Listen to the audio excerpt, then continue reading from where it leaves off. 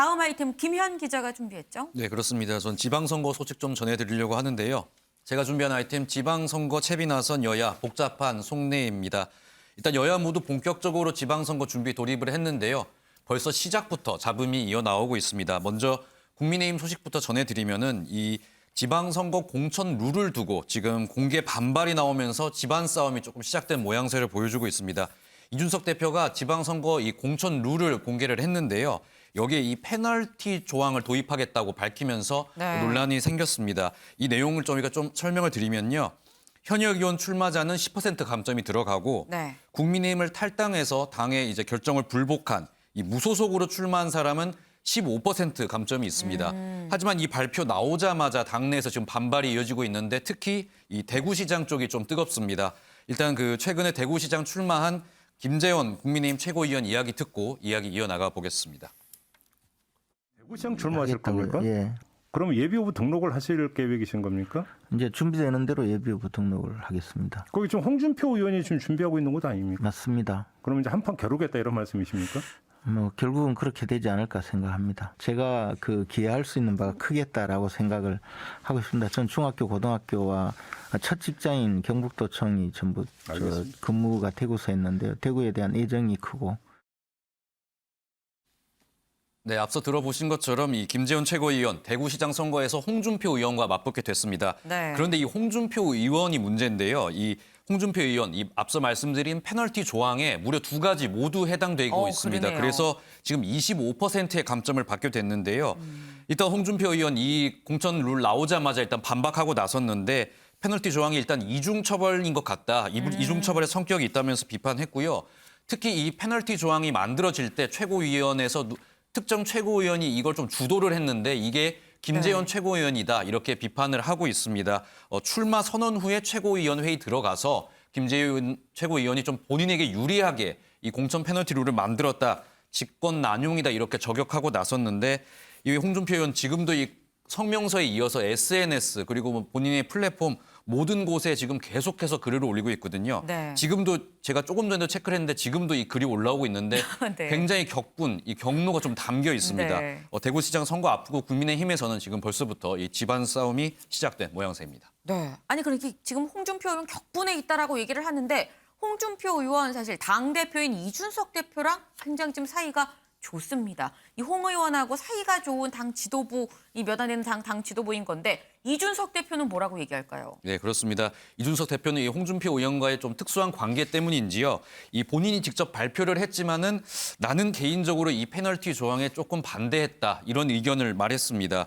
이 페널티 조항에 지금 홍준표 의원이 굉장히 격렬하게 반대를 하고 있다 보니까 어떤 좀 오해를 나는 반대했다 이렇게 좀 오해를 좀 경계하는 모양새인데요. 이준석 대표 과거 홍준표 의원과 함께하는 모습과 함께 이준석 대표의 발언도 직접 들어보겠습니다.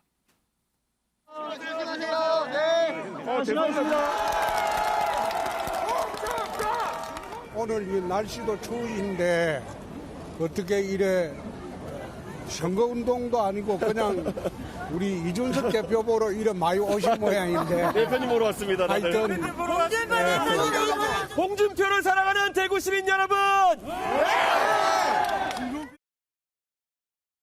어제 저희가 최고위원회가 있었고요. 그 안에서 이제 그 2가지 감점 페널티 조항에 대해서 논의가 있었습니다. 현역 의원이 사퇴하고 출마해서 보궐을 야기하는 경우, 그리고 지난 5년간 무소속으로 출마했던 경력이 있는 경우, 공교롭게도 홍준표 전 대표께서 2가지 다 해당이 돼가지고 곱하기 해가지고 아니, 더하기 해가지고 25% 감점을 때리는 방향으로 이제 된 건데.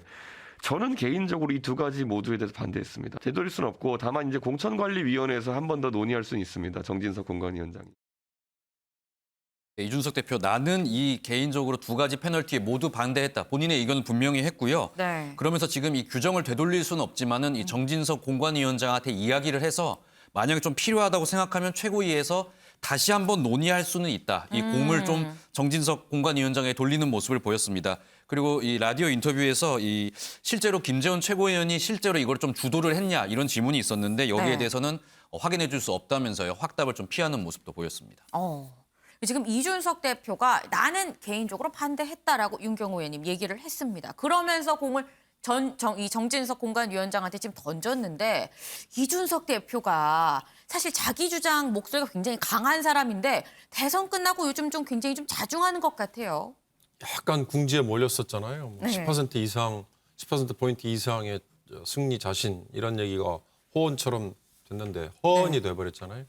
이런 것 때문에 약간 조심을 하는 거 있겠죠. 그러나 당대표 자리를 계속 장악하고 유지하고 있는 한은 지방선거에서 본인의 몫을 지키려고 끝까지 아마 투쟁을 할 것 같고요. 네. 그게 뭐 정당 내에서의 당연히 있을 수 있는 줄다리기인데 저는 뭐 국민의힘이든 아니면 상대당이든 현역 의원들이 이번에 나가는 거에 대해서는 아마 굉장히 신중함을 기할 것이다. 특히 국민의힘은 더 하겠죠. 네. 국민의힘은 지금 겨우 110석 채웠다고 아마 생각할 텐데 대구야 뭐 얼마든지 또 국민의힘에서 뭐 될 수 있다 자신할 수 있을지 모르지만 다른 지역의 경우는 현역 의원들이 나오는 거에 대해서는 상당히 많이 페널티라는 이름으로 좀 어렵게 만들지 않을까 그런 네. 생각이 들고요.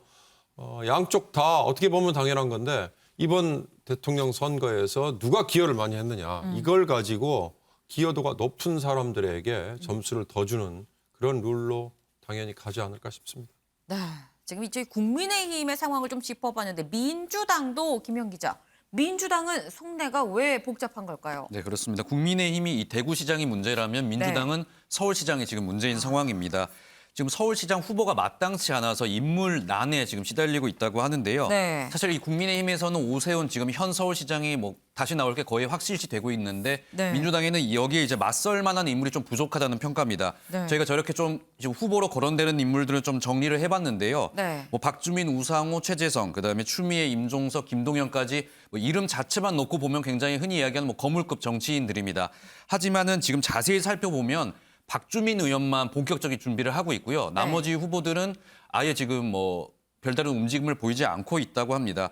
특히 뭐 우상호 의원 같은 경우에는 대선 패배 이제 책임론을 지고 불출마를 선언을 했고요. 네. 최재성 정무수석 같은 경우에는 뭐 아예 서울시장 말고 경기도지사 쪽을 노리고 있는 것으로 알려졌습니다. 결국 지금 본격적인 준비하고 있는 사람은 박주민 의원 한 명밖에 없는 상황인데 그러네요. 때문에 어떤 이 당내 경선을 통한 흥행도 좀 기대를 할 수 없는 상황이고요. 그러다 보니까 지금 당내에서는 최근에 사퇴한 이 송영길 대표가 나와야 되는 거 아니냐 이런 지금 이야기까지 나오고 있답니다. 그러면서 지금 또 이야기가 나오는 게 이재명 상임고문이 나와야 되는 거 아니냐. 이재명 전 그렇습니다. 뭐 후보가요? 그런 이야기까지 나오고 있는데 일단 우상호 의원 같은 경우에는 이 내용에 대해서는 본인은 지금 처음 접하는 이야기다 네. 하고 이제 이야기를 했고요.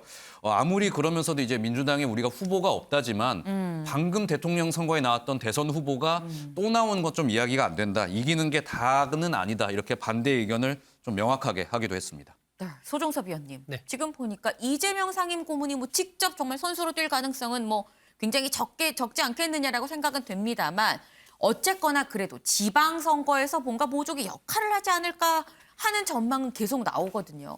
아마 직접 이재명 고문이 뭐 출마하거나 이럴 가능성은 저는 전혀 없다라고 생각을 하고요. 바로 뭐 직전 대선에서 어쨌건 0.73%건 얼마건 간에 졌기 때문에 네. 그 바로 또 나와서 하는 것은 뭐 국민들 보기에도 그렇고 본인 정치적인 장래를 위해서도 그 부분은 바람직하지 않다라고 생각을 하고 아마 지방선거 관련해서도 도드라진 어떤 활동을 하기는 쉽지 않을 것으로 저는 그렇게 생각을 합니다. 전면에 나서긴 쉽지 않다. 예, 전면에 나서서 막 지지 유세를 막 많이 다닌다든지 이러기는 현실적으로 좀 쉽지 않을 것이다라고 생각이 들고 오히려 민주당으로서는 이제 이 강약을 좀 분명하게 선택을 해야 될 것이다. 수도권이어도 서울, 경기, 인천이 있지 않습니까? 네. 어디에 당력을 총력을 모아서 집중할 것이냐. 이런 부분들이 전략을 잘 세워야 된다라는 것이죠. 그런 부분들이 더 중요할 것으로 보이고 이제 국민의힘에서는 위기 관리가 그만큼 또 중요하고 그렇기 때문에 이재명 고문으로서는 지방선거 이후 전국에서의 나름의 자신의 역할을 좀 찾지 않을까 그렇게 예상이 됩니다. 네, 오늘의 탑 기사를 좀 정해보도록 하겠습니다. 뭐 예상은 하실 것 같긴 합니다만 사실 청와대까지 나서면서 더더욱 집무실 이전 문제가 지금 전국의 핵이 돼버렸습니다. 지금 굉장히 중요한 논의가 이어져야 할 시기인데 집무실 이전 이슈밖에 보이지 않는 현 상황 분명히 문제가 있죠. 그런 점에서 집무실 이전 강대강 대치를 오늘의 탑 기사로 결정하겠습니다.